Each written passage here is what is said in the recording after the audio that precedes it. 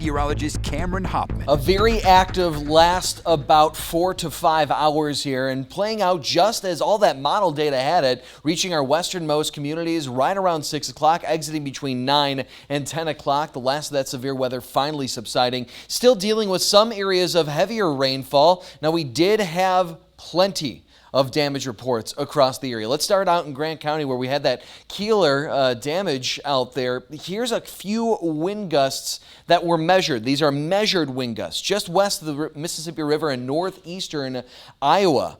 97 mile per hour winds were measured just outside of our region, just outside of Grant County. Once that storm system passed in over Grant County, it was still generating winds in excess of 70 miles per hour.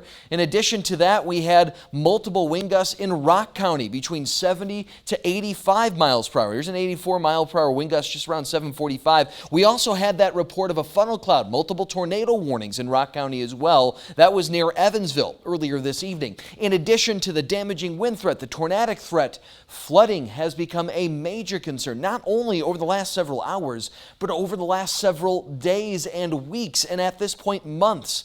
We had flash flooding throughout the region. Check this out. These are estimated rainfall totals over the last 6 hours alone. Parts of Lafayette County seeing as much as 4 inches of estimated rainfall. Going out to Rock and Greene counties, about 3.5 inches for those areas. And that's before you look at the total rainfall amounts for the last several days. This is over the last 5 days. Estimated rainfalls and around 5.5 inches here in Dane County. Now, Dane County didn't see much in the way of rainfall today.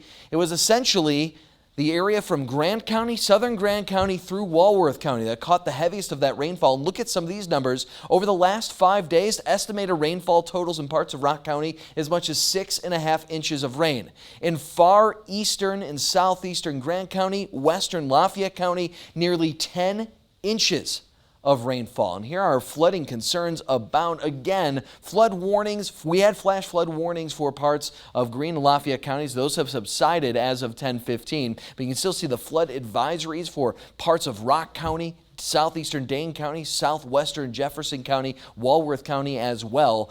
And flooding, thankfully, will hopefully begin to subside over the next several days, because right now things are finally beginning to dry out. And as we move forward throughout that extended forecast, the same can be said not for a day, not for 2 days, but for a prolonged period of time.